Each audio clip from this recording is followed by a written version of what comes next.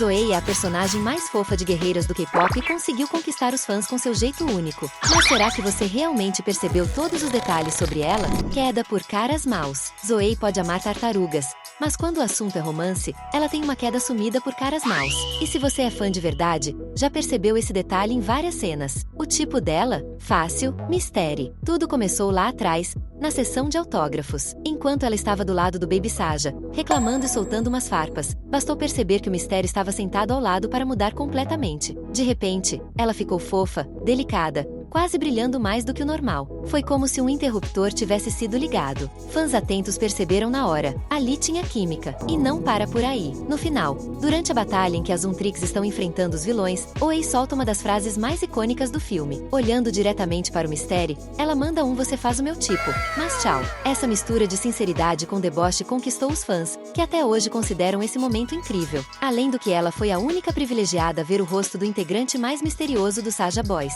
E isso é só o começo. Ainda tem muita coisa interessante para descobrir sobre essa história e os personagens. Partiu mergulhar nesse vídeo incrível? Diabética. E tem mais um detalhe que deixou os fãs em alerta. A famosa caixinha que Zoey carrega presa no braço. Muita gente reparou nesse acessório misterioso e logo começaram as teorias. Será que é só estilo futurista? Um novo tipo de microfone? Ou um segredo bem mais sério? A teoria mais forte é que aquilo não é apenas um acessório, mas sim um dispositivo médico ligado a diabetes. Para muitos fãs, Oei seria diabética e usaria essa caixinha como forma de proteção durante as apresentações. Faz sentido. No meio de tanta dança, saltos e até lutas contra demônios no palco, o aparelho precisa estar bem protegido. Afinal, a caçadora não pode correr o risco de perder o equilíbrio no meio da batalha musical. Mas a parte curiosa é que, quando está em casa, na sua cobertura com as amigas, Oei simplesmente dispensa tal caixinha visível. Nada de adereços estranhos, nada de proteção extra. Ali ela não precisa dançar, pular ou enfrentar monstros sobrenaturais. Pode usar o dispositivo de forma discreta, por baixo da roupa, e viver a vida normalmente, de preferência no sofá, maratonando documentários de bichinhos fofos. Mas para você isso faz sentido? Tartarugas. Zoey simplesmente ama tartarugas. E não é aquele amor básico. Não, estamos falando de uma paixão nível colecionadora profissional. Elas estão em todos os cantos. Pijamas, pelúcias fofinhas, adesivos grudados, claro, no icônico Norigai. Se existe algum espaço vazio, pode ter certeza que Zoey já pensou em decorar com tartarugas. Mas calma, não é só uma obsessão aleatória de idol. Existe algo bem mais profundo. Essa paixão tem a ver com a lenda dos 4 guardiões asiáticos. A tartaruga negra é o símbolo do norte, associada à proteção e ao equilíbrio. Em guerreiras do K-pop nada é por acaso, e a Zoey representa justamente esse lado calmo e protetor do grupo. Enquanto Mira tem uma personalidade forte, Rumi lidera, Oei é o respiro, o ponto de paz no meio da tempestade. E o público ama exatamente isso. O melhor de tudo é que esse amor é tão real que influencia até a rotina dela fora dos palcos. Um exemplo, depois de um show eletrizante, todo mundo esperava que Zoey fosse sair para comemorar. Mas sabe o que ela disse? Que queria era correr para o sofá, pedir um cobertor quentinho e assistir um documentário sobre tartarugas. Enquanto umas idols descansam com karaokê ou comprinhas, Zoey prefere ver um réptil de casco nadando em câmera lenta. Ícone! No fundo, essa é a mágica dela, transformar algo simples, como amar tartarugas, em uma marca registrada. Não é só fofura, é identidade, é equilíbrio. Fã do Saja. Logo no início, quando o Saja Boys aparece, Oei simplesmente se deixa levar pela batida. Dá para ver que ela curtiu de verdade. Começou a se empolgar, mexendo o corpo de um lado para o outro. O detalhe é que isso não agradou nem um pouco a Rumi nem a Mira. Mas é justamente aí que surge a teoria dos fãs. Será que Zoey é, no fundo, uma verdadeira fã do Saja Boys? Em outra cena, quando ela está na cobertura com Bob, ele mostra que a boy band demoníaca já tinha dominado grande parte do público. E adivinha? Zoey começa a se balançar de novo, dessa vez ao som de Soda Pop, junto com Bob. Parece até que ela esqueceu por um instante que estava falando de vilões perigosos e entrou no clima de fã de carteirinha. No fundo, isso revela um pouco da essência dela, inocente, empática e aberta a enxergar além da superfície. Sim, os caras eram demônios. Mas Zoey, com seu coração de tartaruga guardiã, não acreditava que eles fossem totalmente maus. E, convenhamos, ela não estava de todo errada. Afinal, até o som dos vilões pode ser irresistível quando o beat é bom. Antes de continuar descobrindo as coisas que você ignorou sobre a Zoey, comenta aqui embaixo tartaruga para a gente saber que está gostando do vídeo.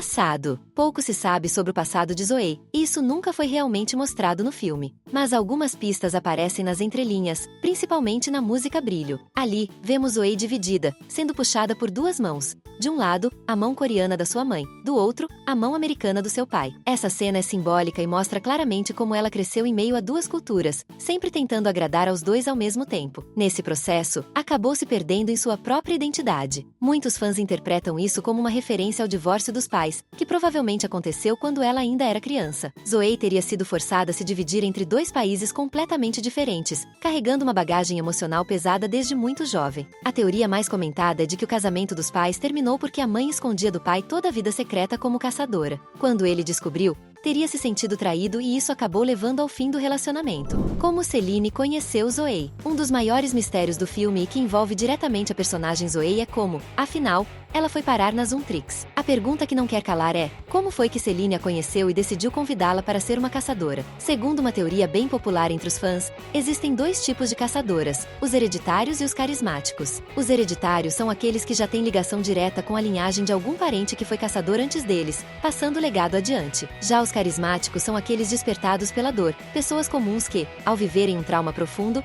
acabam revelando poderes ocultos. No caso de Zoe, muita gente acredita que sua mãe já foi caçadora, o que justificaria o lado hereditário. Mas essa não seria a verdadeira razão para ela ter se tornado uma Untrix. Para os fãs, o que realmente despertou seus poderes foi a dor do divórcio dos pais. Foi esse rompimento que teria aflorado seu potencial, tornando a alma carismática alguém moldada não apenas pela herança, mas pela intensidade das próprias cicatrizes emocionais. E foi exatamente nesse ponto de virada que Celine teria aparecido em sua vida. Ao perceber a força e o equilíbrio que Zoe carregava, mesmo em meio à dor, ela teria estendido a mão e convidado a garota a se juntar às Untrix. Carente. No filme, fica claro que Zoe tem um lado mais carente em comparação às suas amigas. Ela está sempre tentando agradar, como se tivesse medo de desagradar alguém ou de perder seu espaço. Um exemplo forte disso é a cena em que Rumi diz que não quer cantar Lethal na apresentação. Zoe tenta ser compreensiva, mas no fundo fica visivelmente abalada. Ela até sugeriu trocar a música, mas isso a irrita de um jeito diferente. Em um momento de frustração, Zoe quase rasga o próprio caderno de composições, o mesmo caderno onde guarda suas ideias, letras e emoções. E o mais curioso, ela é justamente a responsável pela criação das músicas do grupo. Se destruísse aquele caderno,